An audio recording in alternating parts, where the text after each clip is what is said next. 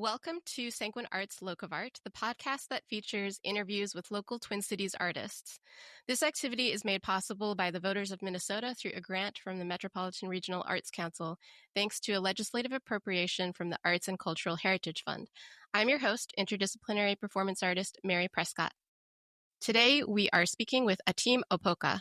Atim is a Ugandan American Acholi songwriter, vocalist, composer, producer, and teaching artist who fuses Afropop and alternative beats while embracing the power of transformative storytelling.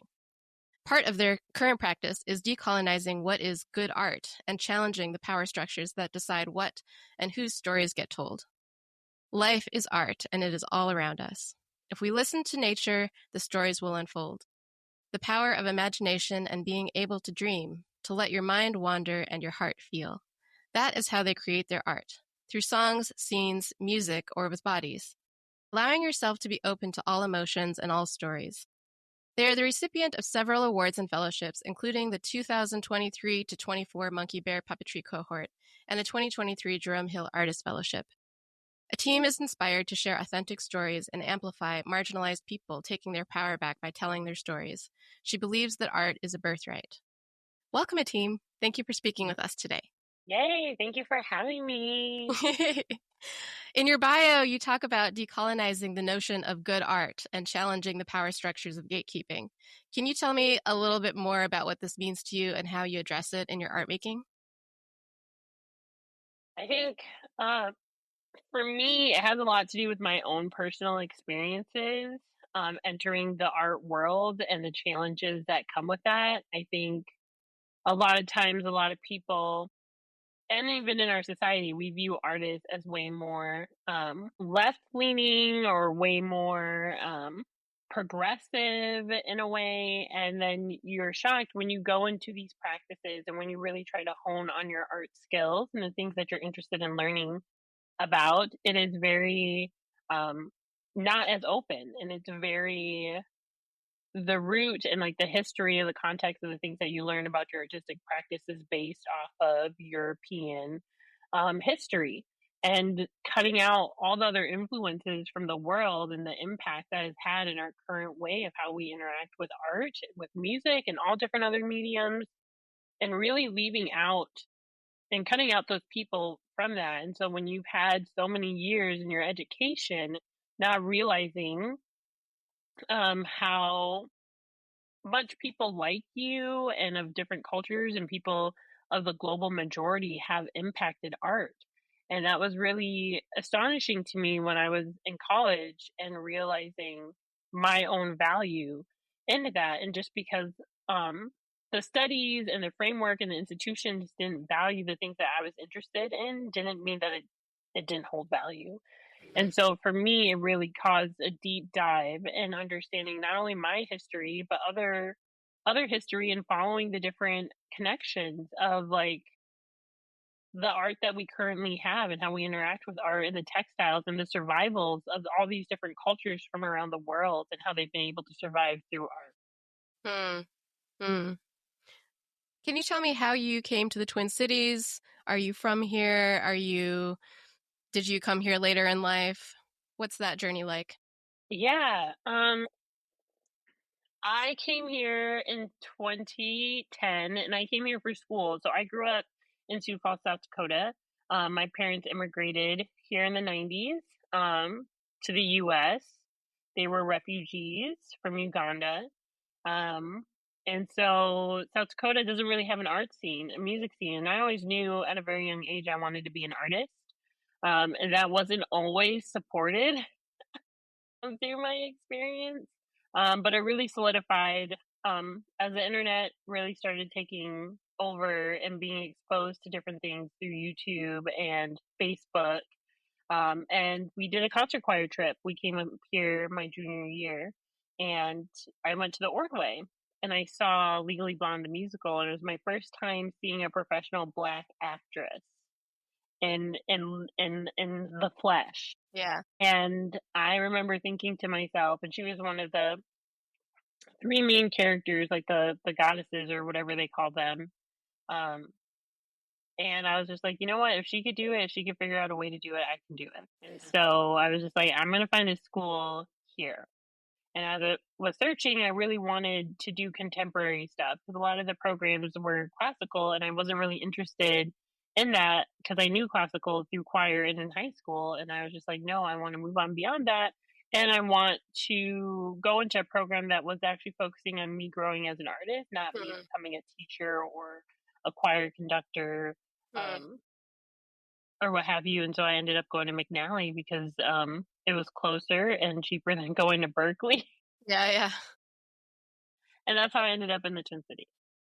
Cool. And that's so it's so powerful, to just hear about seeing this Black artist on the stage, and like that is like the moment that is in your memory that you're inspired to think like, oh, I could do that too. Like, Yeah, because so many people told me I couldn't. Like, my counselor was telling me that this was not a good road to go down, I wouldn't make any money being an artist, and just, like, even how a lot of people think artists are lazy, and to me, it's wild. They're one of the most hardest working people that I know, mm-hmm, because we don't get that instant gratification. mm-hmm, Um, of that work, and so when you're constantly being told by everybody, like, you have 0 chances because the only thing that they know are what they see on TV, and even me, I didn't know the connecting dots because South Dakota didn't have a live music scene, so I didn't get to interact with, like, artists, mm-hmm. um, that do that for a living, and so when I saw that that solidified in me, I was just like, "She figured out a way to do it, so I'm gonna figure out a way to do it." That representation is so important. So important. Yeah. Well, good on you for seeing that and then taking the initiative and taking it into your own hands. Yeah, I It's did all working not out. care. um, so this past fall, you produced your project, This Body is a Gift, Message from the Ancestors for Naked Stages at the Pillsbury Theater, which was directed by Leah Nelson.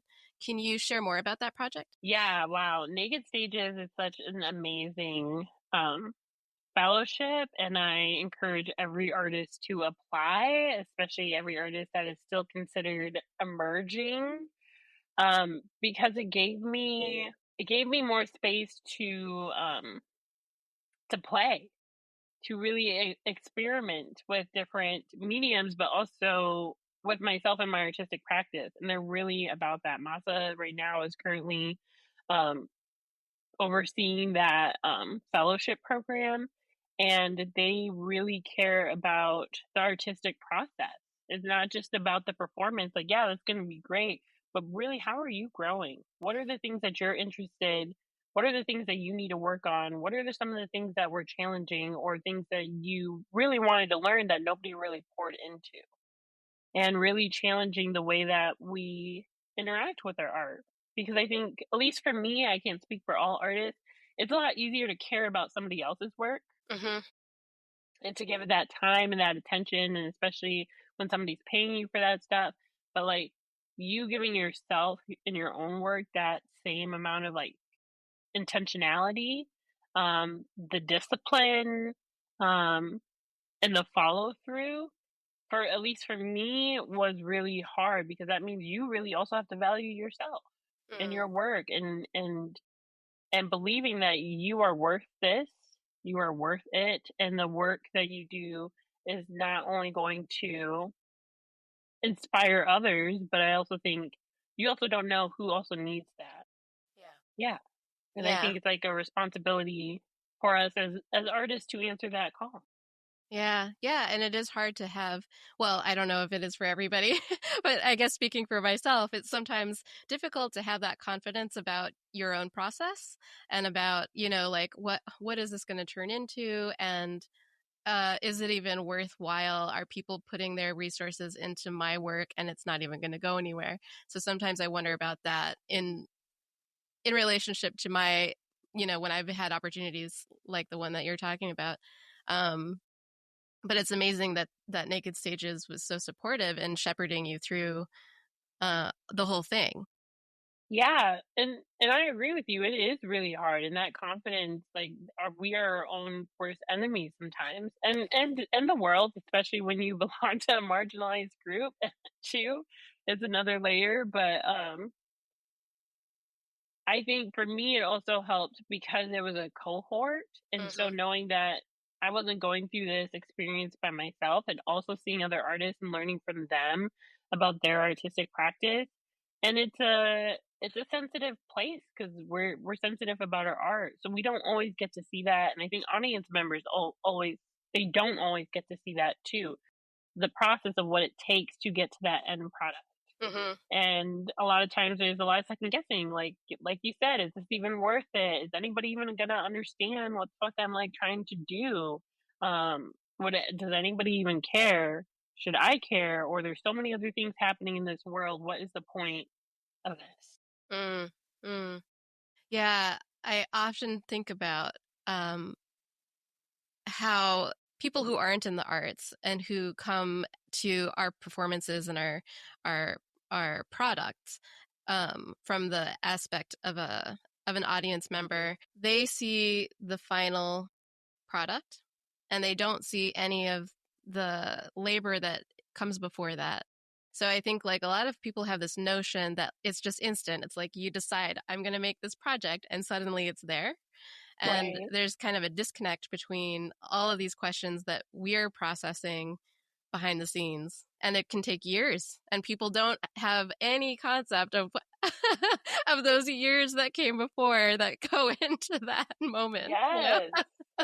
So much time and so many people and so many conversations with other artists or your mentors of like, does this even make sense? And getting feedback and going back to the drawing board or making sure you're being intentional, like how do I actually want the audience to respond to this? Like, am I just doing this for shock value? Am I doing this because I want them to feel a certain emotion, or do I want them to respond a certain way? And people don't, and sometimes there's that I go back and forth between that balance of like how much do I want to share about that process with Mhm. other people.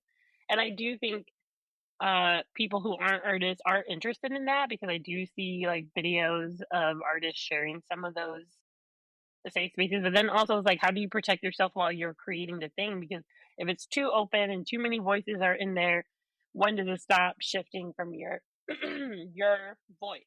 Mhm. It's a very vulnerable place. Yeah. Yeah. Can you tell me a little bit about the resources that Naked Stages gave you for that fellowship opportunity? What was Yeah. involved with it? So a lot of the resources for us was the feedback sessions were huge for me. And I think that's something I'm still working on cultivating more.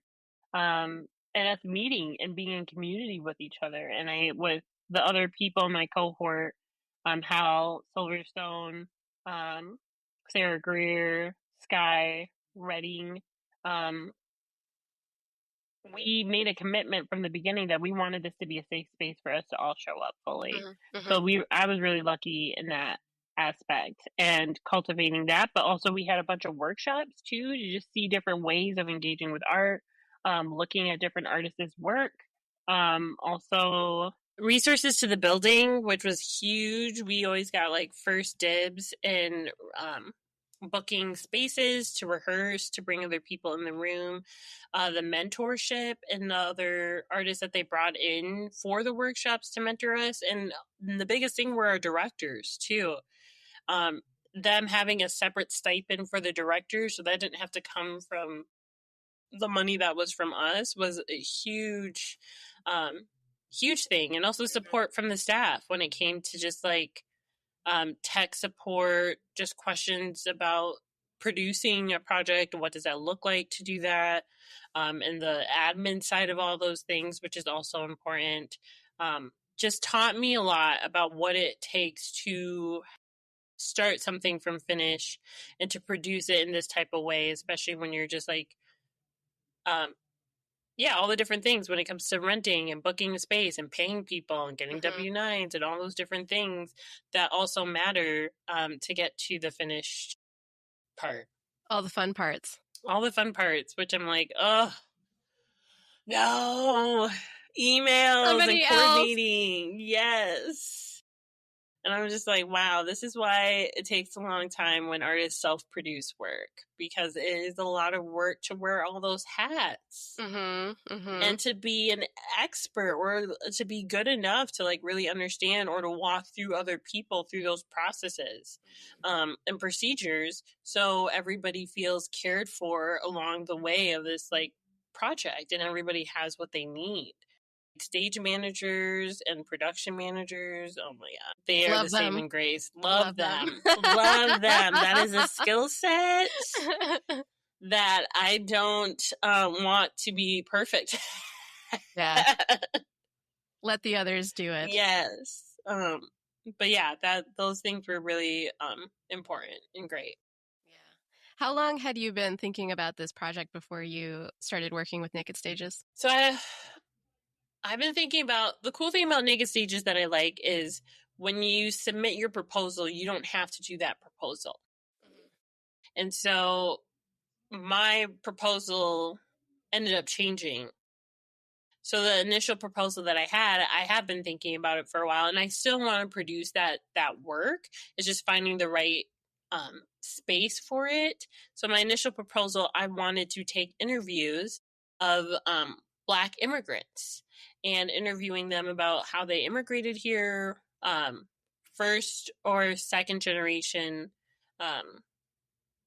people, and their relationship to their Blackness and being Black in America. And then based off of those interviews and the reoccurring themes, I was going to create work out of that. And when I got to Naked Stages, Masa was just like, that's really great and that project's really awesome, but I want to hear your voice. And this is specifically about what you want to say and connecting to you. So that really shifted my thought process of this project, and really focusing more on ancestral work and lineage and doing research on my family, the bloodline, but also just Eastern Africa and that culture. I'm so glad that they really opened the door for you to do whatever and encourage you to use that fellowship for your voice. Yeah, me too, because Amazing. you don't get an opportunity to do that a lot, and that was something that they really like weighed in on. And I think that helps too, because most of the people at Pillsbury, they're all artists, and they understand how hard it is to make work and to produce work and to do it by yourself. And so when you have the time to do it, it's like having the confidence and the belief to and the vulnerability to share your story. Yeah. How would you describe that project to someone who is about to encounter it for the first time? I would describe the project as ancestral memory,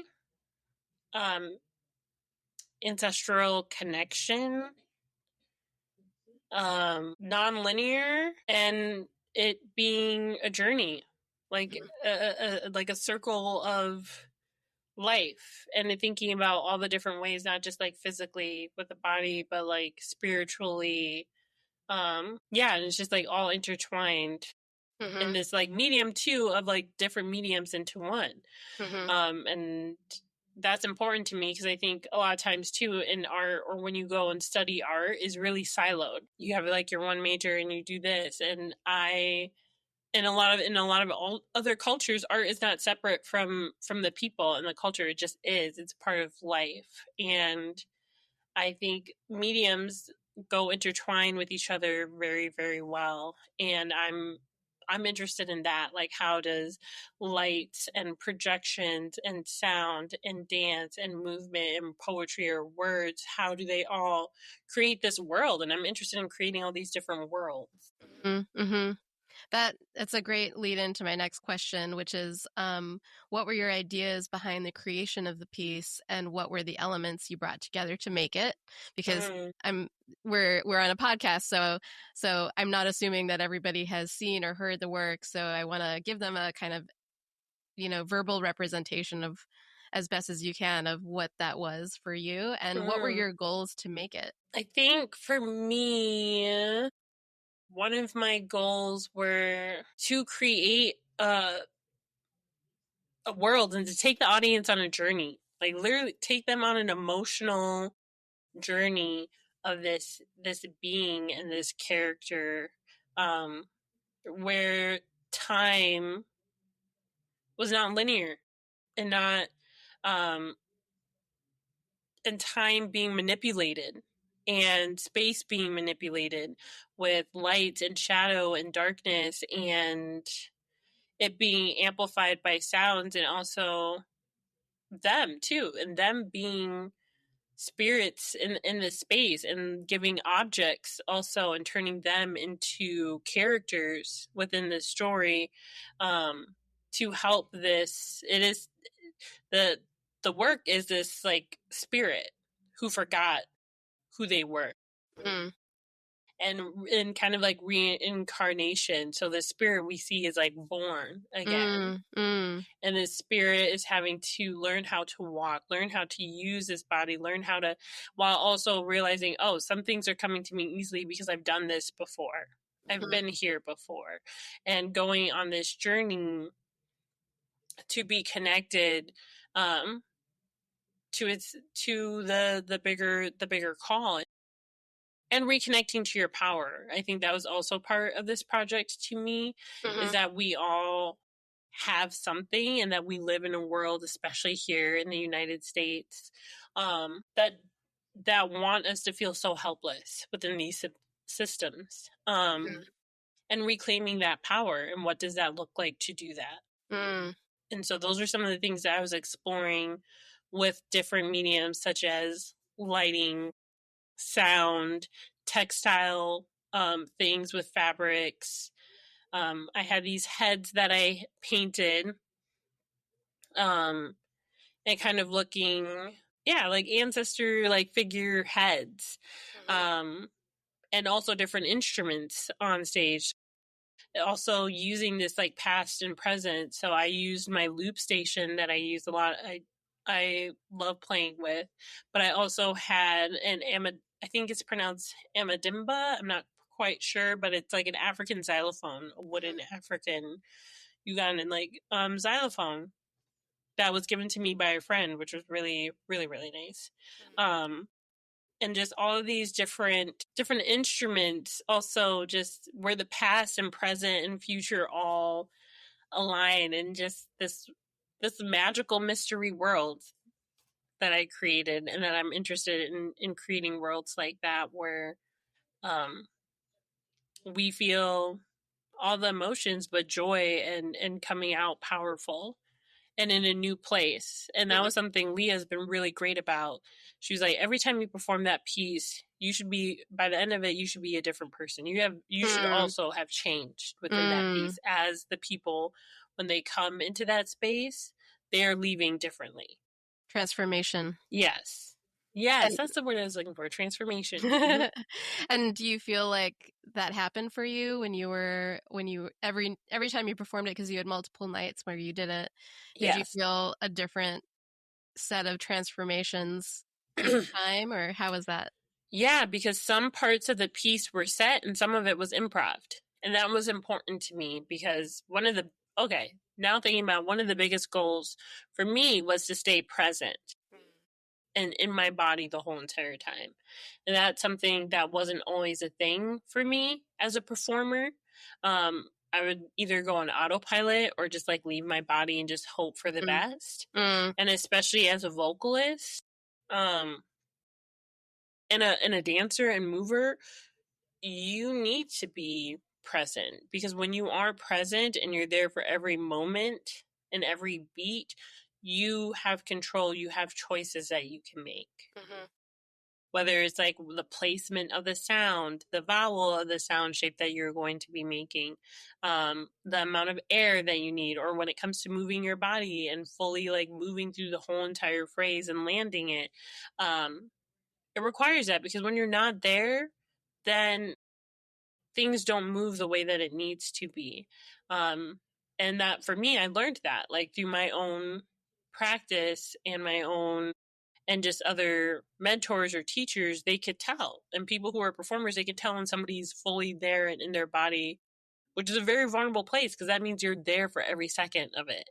And you're there aware of the audience also being aware of you versus you just disassociating and checking out.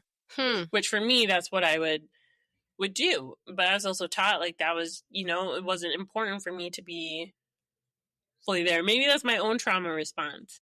So Leah was really great. She also is the reason why this piece turned out the way that it was. Very disciplined, very honest, very caring, in holding space and pushing me and challenging me to make the best artwork, not for everybody else and for the performance, but for me, and something that I could walk away being proud of. And so, yeah, I can confidently say that every night was different. Nothing, it wasn't the same thing. Depending on what show you went to, you got a different you got a different experience. Yeah. But that helped me have to be present. Did you already know Leah? Had you worked with them before, or was this a new collaboration? This was a new collaboration, and so part of Naked Stages 2 is that we have like a week of an intensive in May, and once I kind of have an idea of like what we're curious about doing or just like who we are as artists, they recommend directors. So some people come in mind with people, and I did, but they're pretty clear about like this director is not like normal directors. It's not like when you go see like a show or a play or a movie, like you need somebody that's willing to collaborate with you because at the end of the day, this is still your piece. So it's not, you don't want to bring somebody in that's just going to be like, hey, this is what I think you need to do. You need to bring somebody in that is going to be your outside eye and willing to bring your work to life and willing to collaborate in that way. And Leah was a recommendation. And so we met for coffee, and I love Leah. She's so powerful. But one of the things I will never forget when we met, she was just like, why should I do this? Why should I, what am I going to benefit from having this experience from you? And I loved that because it made me think like, what is she also, she's also having an experience. And what is she going to learn also from me? Like I know I'm asking her to be my director and a mentor through this process, but what are we going to be teaching each other? What is this relationship going to look like? And Leah is like one of my close friends ever through that experience. With just so much knowledge and so much love for the art form and for storytelling, and that ancestral part too. It was important for me to have to be working with an African immigrant on this piece as well, and someone who has that experience of having to be not only Black but also be an immigrant here in the U.S. Because I've never had that before, and that was something that I wanted to be more intentional about through this piece, and it was life-changing to just have that shared experience and certain things that I talked about or shared for her to just know or just to get it because of that experience. Right. A shared background. Yeah. Speaking of your artistic team on that project, who else was on the creative team and what were those collaborations like? Because it's a solo piece, but at least I assume it was, from what I could see, it was a solo piece. Yes. But you had a lot of, you had projections, you had lights, you had a lot of sound stuff happening, and then you had Leah. Can you tell me a little bit more about the collaborations with those people involved? Yeah, so a couple of other people that were also involved into the work was Deja Joelle, and they are just an amazing artist here in the Twin Cities. Marae, and she also came with feedback, and that was a connection through Leah. Some of the projections were also helped and supported by Miko Simmons. And then for the sound stuff, most of the sound stuff I did, and I created. Oh, and my dad was also a huge part, with the voiceover and his story that he shared about my great grandfather. Okay. I was going to ask about that. Yeah. I'm in the piece. We hear at some point a voice telling a story that I thought it was attributed to your great great grandmother, but maybe you mentioned your great grandfather, so maybe it's somebody else. And I was going to ask, who are we hearing speak? And I am now assuming that was your father. Mm-hmm. And can you say more about that story that was told and how that story ties in with the work? Yeah.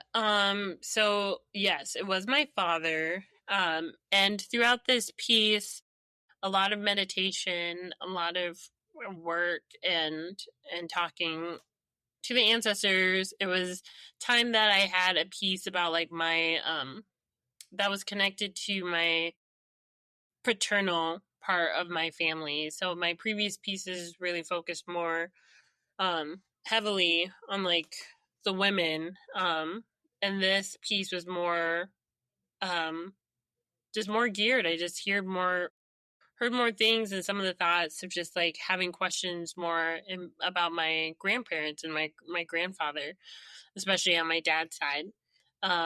And a lot of these conversations have come up through my artwork and wanting to know more about my family back home, because I still have a lot of family back in Uganda.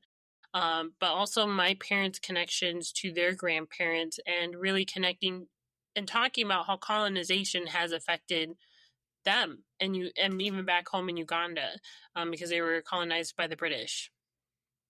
Um, and what that meant, and asking my parents for stories or even songs that they heard, or things that their parents or their grandparents tried to tell them or warn them. And over the past 5 years too, we've had way more deeper conversations, just because of the more of the work that I wanted. I've been asking more intentional questions. And so I asked my dad, I was just like, hey, I'm having this feeling that I need you to be a part of this. Is there a story that you would like to share?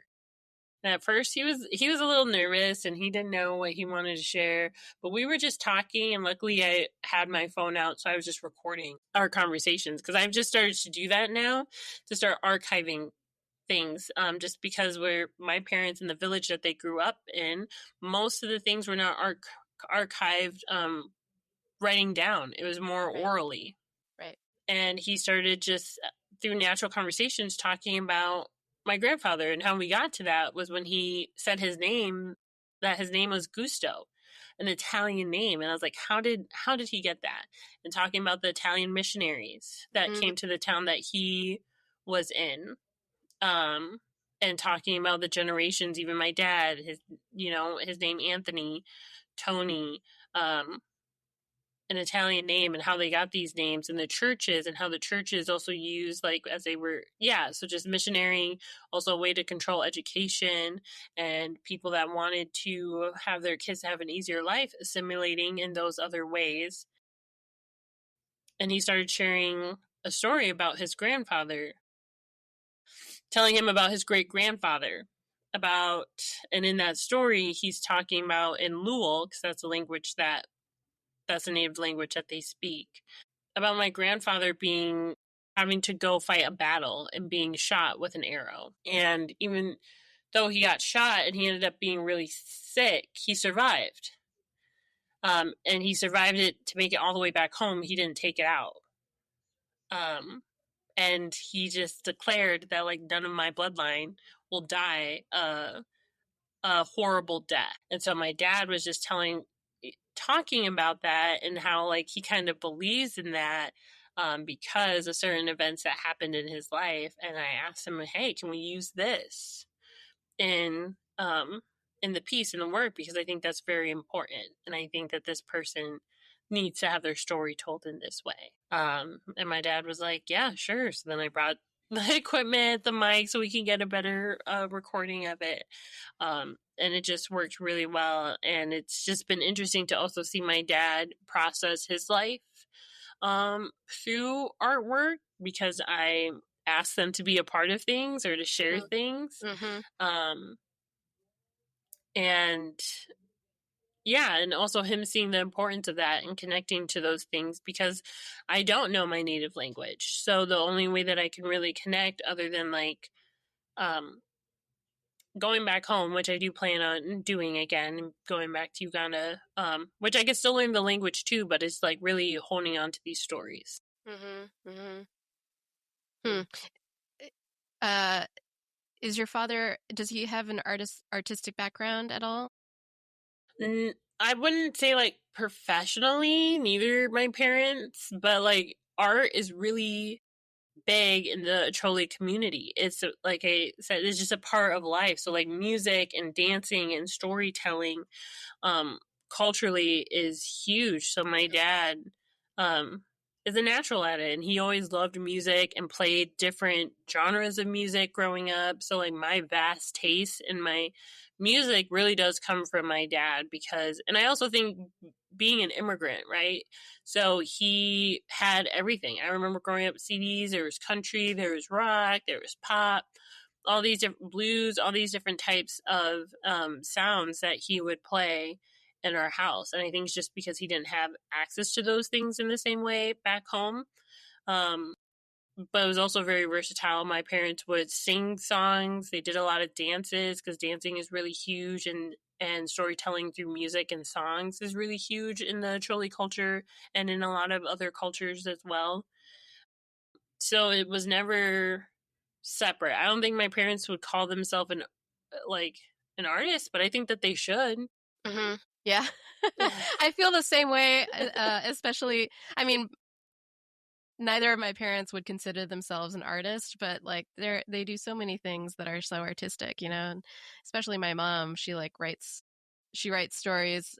She wrote she did a translation, um, several translations of books in English to Thai language for fun, and she like doesn't see how that's an artistic practice, and I'm like, wow, you're you're Wow. kind of amazing, and you don't Yeah, even that know is it. so cool. That is so cool. Yeah.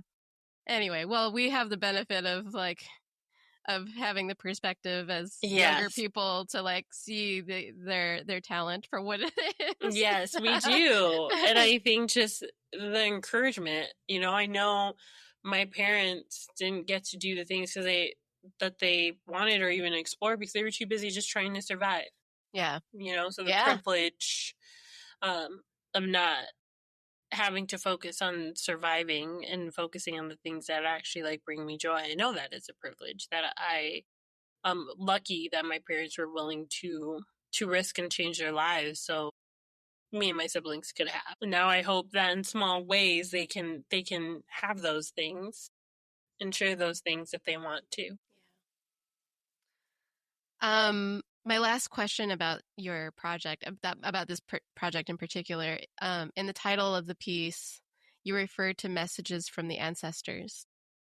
Do you see those as literal or figurative messages, and what are they? I see them as both.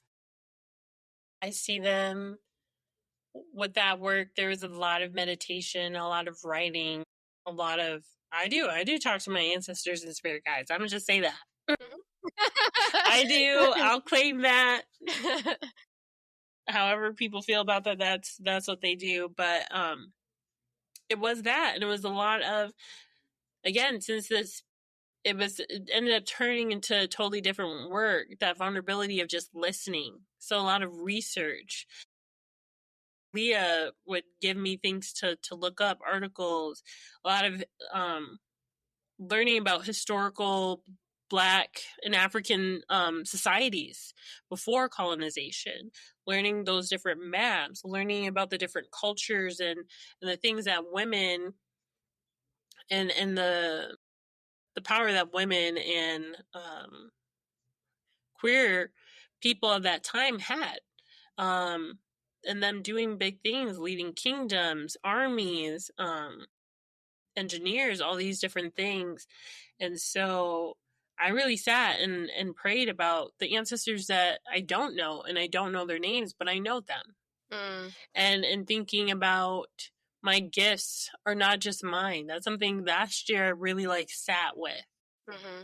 The things that I'm interested, especially the more we learn about DNA and genealogy, are connected to the people that came before us and their interest. And so sharing that love, and it's not just about me, it's also about the people that came after me and then the people that will come before me. Mm-hmm. And whether it's like blood related or not, and those influences. And so I just really sat with that and a lot of research about a lot of different kingdoms in the East African and also all over the country. Unfortunately, I did the 23andMe, which was great, but also not great because I'm like, okay, now these private equity companies have my shit. And there's no laws telling them what they can and cannot do. But it was a huge step for a lot of these conversations when I did it in 2020, because I also got to see the migration patterns. I also got to see not just me being a Black person in America being connected to slavery because of my Blackness, but actually being connected to slavery. Like seeing that I have people that I share DNA with in the South and in Central America because of those slave trade routes. Mm-hmm. And it made me think about the hurt and the pain of like families being torn apart because I share like 14 grandparents back. We have a similar grandparent, and thinking about like and looking at I was able to see the migration patterns on my mom's side. We started in West Africa during the transatlantic slave trade, moved further and further and further east. And so that was a huge thing that started conversations and stories. My parents would be like, oh, wow, that kind of reminds me of this song. And then they would sing the song and then translate it for me. And they're like, whoa, I didn't realize that this song was like real. It was actually talking about a migration pattern or the stories that they would learn as a kid about these five brothers and them. So I think for me, when I came up, because at first I didn't have a title and I was just like, I can't think of a title. And Leah was like, it will just come to you, whatever it's supposed to be. And I was like, wow, this piece too is heavily, before this, I wouldn't even call myself a dancer, but I love to dance, right? And a part of a Chole culture, there's a lot of dancing. And so we always danced when we were younger. And I still love to dance. I love being on a dance floor. And in this piece, my challenge was to be present, but to tell a story through my body. So I didn't talk that much. I didn't really sing live throughout this piece. And I didn't really talk until like the end or that monologue kind of in the middle. And I was just like, I would sit there and I was just like, it finally came to the deadline. They were like, we need to know a title for this piece for the press release. And I was like, the body is a gift. Like these are the things that I've been meditating on and writing about and talking to my ancestors about and learning to be more appreciative of my body and the things that have been given to me and passed down to me are literally because of all the people that have come before me. And then I was just like, yeah, and messages from the ancestors, because that's literally what this is. The body's a gift, messages from the ancestors.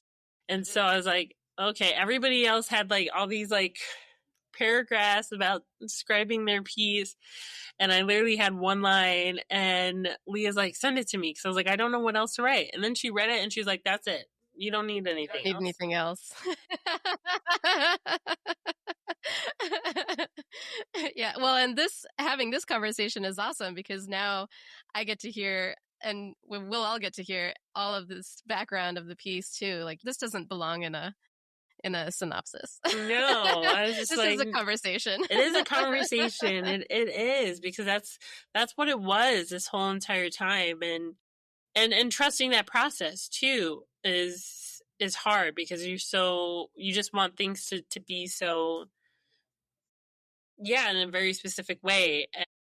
But this is the core of it, and that's what I was just like, this is what this piece is really about. It's like the body is a gift, and what does that look like to see a body? What does that look like in this current time to see, and how we see Black bodies here and all in the world? There's anti-Blackness everywhere, and how Black bodies are viewed, and to have to create a safe space in order, and wanting the audience to see a Black body being loved and going and seeing all of its humanity, I think is important because, especially here in America, there's a certain way that Black bodies are portrayed to be, and it strips us of our humanity. And especially during these times, we need to be able to see people's humanity, and specifically Black and Brown people's humanity. And I think art does a really good job of allowing people to experience those things and hopefully start asking questions, because you don't have to like the piece, but I hope you walk away asking questions about what you saw and how that made you feel. Yeah, I very rarely think about things in terms of liking or not liking, pieces of art, because for me, it's not even about that. It's just about like, what did it do though? Or like, what are you thinking about it? What conversation does this bring up? Yeah. I have that kind of, it's not an argument, but I like get into this discussion with my mom often. She's very literal with what she ingests artistically, and like if it's Okay. not something that she understands immediately, she's like, I don't like it. And I'm like, well, but Yes. what, Yes. I was like, it's not about that. it's not about that. Yeah. Like, well, tell me about what you thought. Like, why didn't you like it? Anyway. I love that. I love that for you guys. Thank you. um are you planning to show this work again at some point? Do you feel like you're at like the end of the project, or is it still growing? I want it to still grow. I do. That will be my goal. I just know it has to be in a very specific place, and I want it to be in a space not only that I feel safe to do the work, but that Black people feel safe coming to see the work. That's going to be very important to me. So being in a space that allows that, and where everybody feels safe, obviously, but my target like the work is for Black people to see themselves reflected and cared for and loved. But yeah, so I hope so. I dream of that, and I think it will happen when it needs to happen. And then you're the model for the next young Atim. Yeah, I hope so. I hope so. I hope that people see the work and they just feel inspired to do, to just do, not even to do whatever I'm trying to do, but to just do something, because we need action, and everybody has a part to play in resisting. You have a show coming up. I do tomorrow. Tomorrow, yeah. I'm not sure when this is going to air, but yes, as of today, it's tomorrow. You have a show coming up with Damien Strange and Queen Drea. Yes. Can you tell us a little bit more about that performance and that collaboration? Is this a new collaboration, ongoing? I guess I would like to say maybe it's new for everybody else to see us in this way, but I would say it's definitely ongoing. I love Queen Drea and Damien Strange. They have inspired me so much, and so many other Black artists in the Twin Cities. But just like the way that they move and the way that they just go about their art so boldly, so strong, was something that I just really wanted to be a part of, and like sharing the space with them in that way. So the title is Modulation and Noir of this show, and it happens to be on like during Black History Month, especially at a time like this. And the title came to me. I wanted modulation in something, just because we're all musicians, and how we play with sound is really fun to me and really interesting to me, and pushing the bounds of like genres and what these boxes that were pushed to go down. Modulation and noir. The noir part came from Queen Drea, which I was like, that is so cool, because I was like listing some options of the title. But modulation, and looking at the definition, is to be able to control, right? To control a sound wave, to change a sound wave, to influence a sound wave. And noir in Black. And it made me think about how Black artists and Black people have influenced so much of the culture here, and the culture in the Twin Cities, and the culture in music and the arts. And so that's where that title came from, and thinking about how we have more power than as a collective than we think we do, to influence people. And I think, yeah, Black people people of the global majority, people of the global south, in the current times that are trying to strip away and make it seem like we all have nothing and no power. I think it's very important for us to remember the power that we do have and the influences that we've already had all over the world, and to tap into that. And I hope tomorrow night is a vibe of that. And whatever we want it to look like, that's what it gets to look like. Mm-hmm. I know you three as being involved with like electronics and that kind of music. Mm-hmm. Is that what we could expect tomorrow, or is there more? Yeah, I definitely think that's what you can expect, but there's definitely more. I think there's going to be just different ways of like meditating, healing, transformation, constant transformation. Um of tomorrow, because that's what I think. It's a transformation of just like shifting. And I wanted this, even though like, yeah, it's my show, but it's like, it's about us as a collective, and having Queen Dre and Damien a part of it too, is like, we all influence each other in some type of way. And just seeing that on stage, to me, I'm just like, damn, like I love when I go and see artists and in a cohort of artists that actually like love and care about each other and uplift each other. It's magic, because I feel like, especially in the entertainment world or in the art world, they want us to be in competition with each other so bad. Mm-hmm. So bad. And I can't compete with other people because I'm not other people. I can only do what I do. And I just think that's just no way to live, honestly. Yeah. There's enough room for all of us, and we can support each other in what we all do, and find magic in that. And obviously there's going to be people you don't like, and that's fine. But we don't have to fight or compete. There's enough room for us to create our own tables or our own mats or our own magic rugs, whatever we want to call it. There's enough space for that, and that's what I'm more interested in.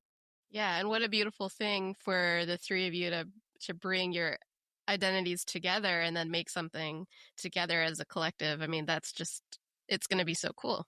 Yeah, I hope so, and I hope it does more things. I want to do more things with other artists and creating more spaces. And I think just also different ways for people to interact with art. I also think a lot of audience members are trained to interact with art in a specific way.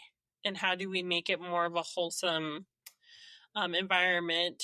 Not a wholesome environment. That's not the right word, but like a reciprocity.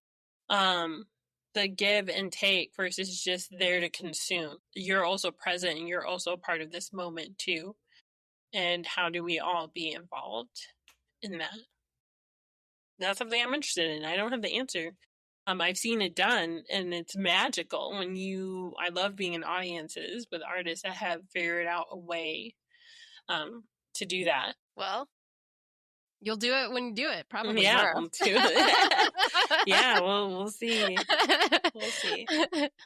Can you tell me about your view on politics and art, and how you consider or don't consider your own work political? I do consider my work political, because I feel like for me, existing is political. Existing in my body, and taking up space is political. So that means my art is political and is being viewed as that, whether I like it or not. And sometimes I think it is a double-edged sword. I wish that we lived in a time where marginalized artists could just be artists. But I do think we have a responsibility to talk about the times, and to reflect the times, and to reflect the things.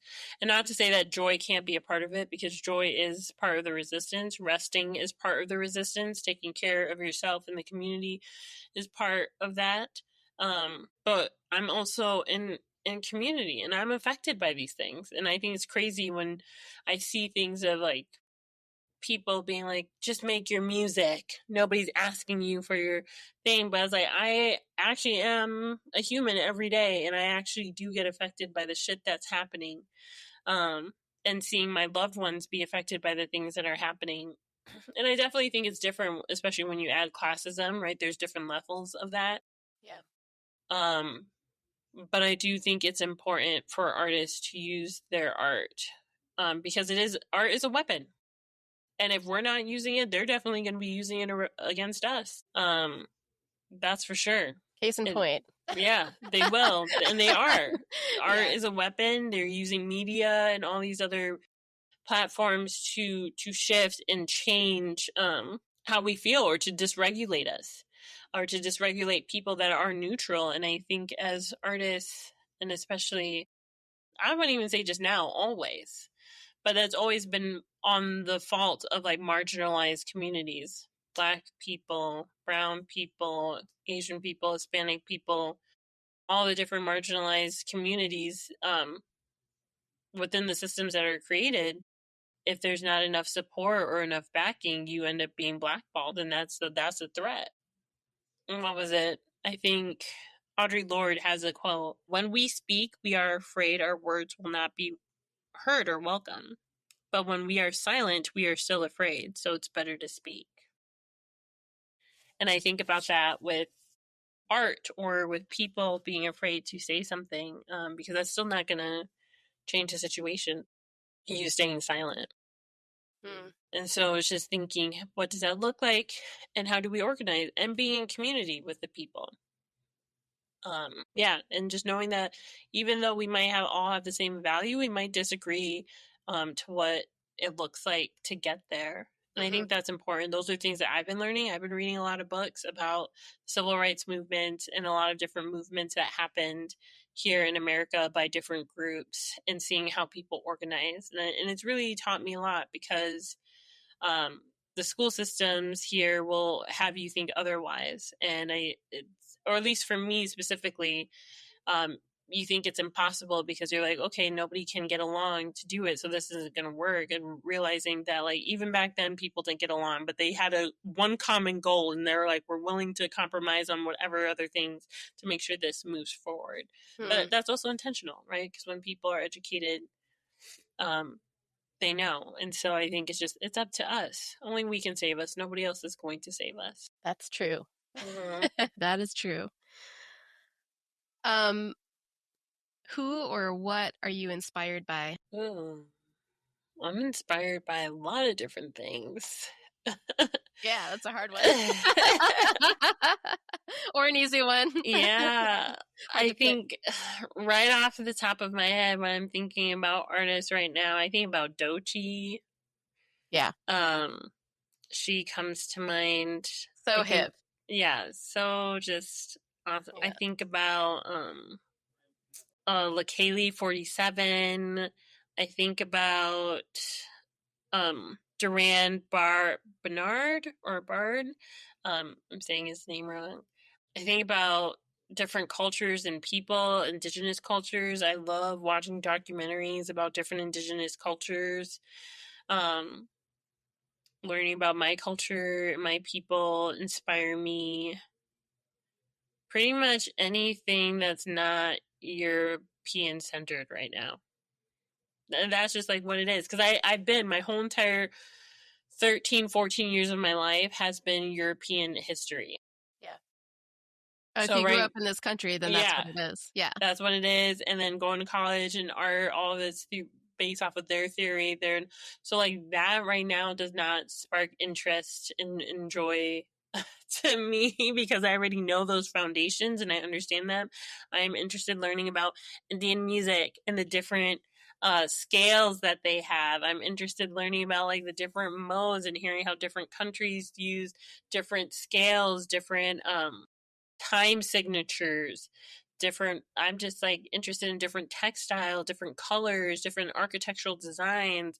I'm interested. Most of my interests, come from different cultures that are not European centered. Cool. If people want to see and hear your work or learn more about you, where is a good place for them to find that information? I am on Instagram as of right now. I don't know how long that will be. But my website, I have a website, and I need to redo it, because now that I'm thinking not to hold my hopes on social media so much, how do I create my own hub in a place to direct people? So my website, atimopoka.com. I'm on TikTok. Can you say your handles for Instagram and TikTok? Yeah, Instagram and TikTok is just Atim Opoka, ATIMOPOKA, and on YouTube. I am on Facebook, but I won't be there too long, so don't even go there. Yeah, none of us use it anymore anyways. Yeah, I only use it for Marketplace. That's so 2008. Let's just, yeah. Cool. But yeah, my website it definitely will be the main hub, and I need to be better about that because I'm also talking to other artists like where do we create our internet hubs when we can't like rely or have everything so heavy on these social media companies. One day I'll be looking for the posters on telephone poles again. Yeah, I mean, I miss that. I miss might. that. Yeah, I think for sure community boards and stuff like that, and those posters, it might have to come down to that. Zines, I don't know. Thank you so much, Atim. It was so good Thank to you, talk to you. Mary. It was good to talk to you too. Yeah, it was really fun. And to the audience, thank you so much for listening. This has been another edition of the Sanguine Arts Locavart podcast.